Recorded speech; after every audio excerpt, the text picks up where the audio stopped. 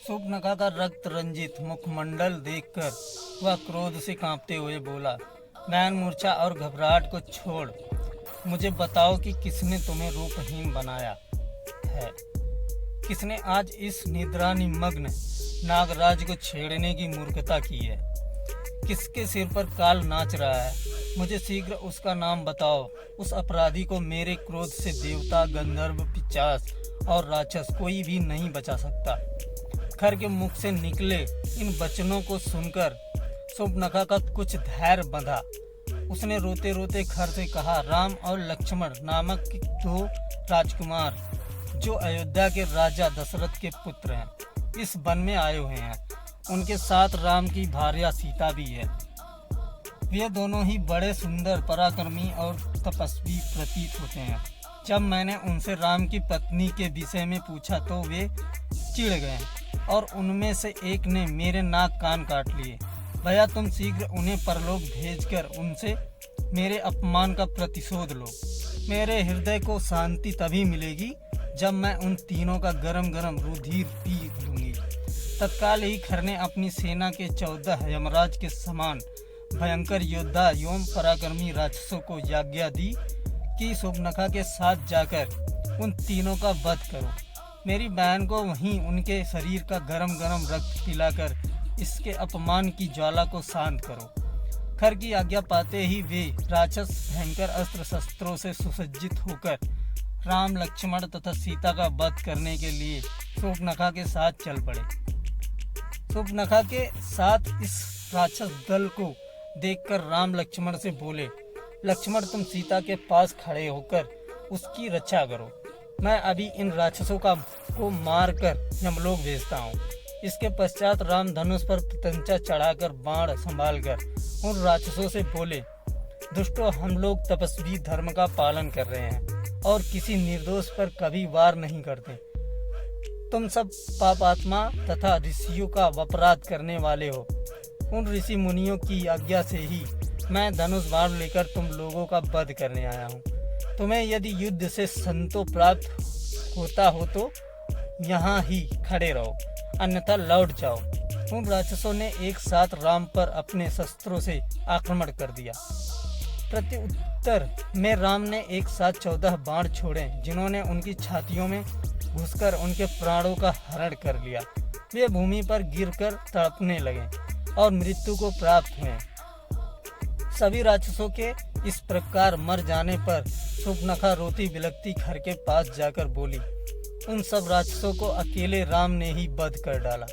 वे सब मिलकर भी उसका कुछ ना कर सके।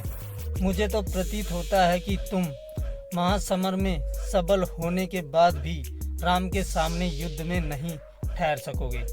यदि तुम स्वयं को शूरवीर समझते हो तो तुम अपनी संपूर्ण शक्ति लगाकर उससे युद्ध करो। यदि तुमने शीघ्राति शत्रुघाती राम का वध नहीं किया तो मैं तुम्हारे समक्ष ही आत्महत्या करके अपना प्राण त्याग दूंगी।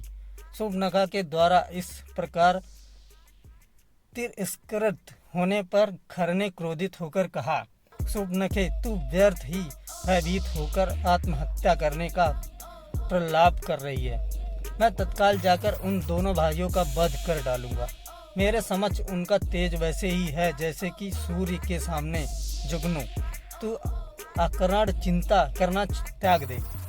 शूर्पणखा को सांत्वना देकर खर अपनी विशाल सेना, जिसमें 14 सहस्त्र विकट योद्धा थे, को साथ लेकर राम के संग्राम करने के लिए तीव्र गति से चला। विशाल सेना के साथ खर को आते देख कर राम ने लक्ष्मण से कहा, महाबाहो, ऐसा प्रतीत होता है कि राक्षस राज अपने पूरे दल बल के साथ चला आ रहा है। आज आर्य और अनार्य के मध्य संघर्ष होगा और निसंदेह आर्य की विजय होगी। तुम सीता की रक्षा के लिए उसे साथ लेकर शीघ्र ही किसी गुफा में चले जाओ, ताकि मैं निश्चित होकर युद्ध कर सकूं।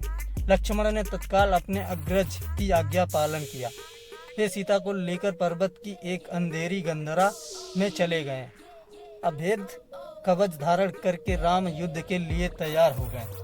देवता, यक्ष, किन्नर, गंधर्व आदि सभी राम के विजय के लिए परमात्मा से इस प्रकार प्रार्थना करने लगे कि हे त्रिलोकीनाथ, वीर पराक्रमी रामचंद्र को इतनी शक्ति प्रदान करो कि उनके हाथों गौ ब्राह्मणों तथा ऋषि मुनियों को अनेक प्रकार से कष्ट देने वाले राक्षसों का नाश हो सके।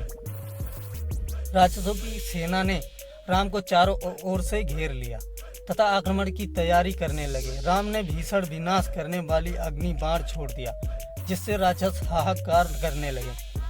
राम तत्परता के साथ राक्षसों के द्वारा छोड़े गए बाणों को अपने बाणों से आकाश में ही काटने लगे।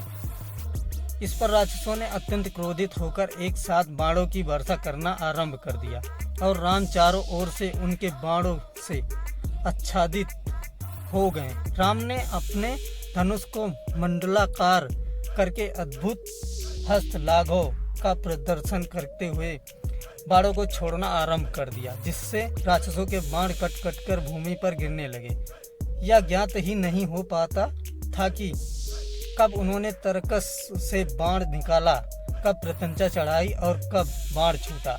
राम के बाणों के लगने से राक्षस गण निष्प्राण होकर भूमि में लेटने लगे। अल्पकाल में ही राक्षसों की सेना उसी भांति छिन्न भिन्न हो गई जैसे आंधी आने पर बादल छिन्न भिन्न हो जाते हैं। पूरा युद्धस्थल राक्षसों के कटे हुए अंगों से पट गया।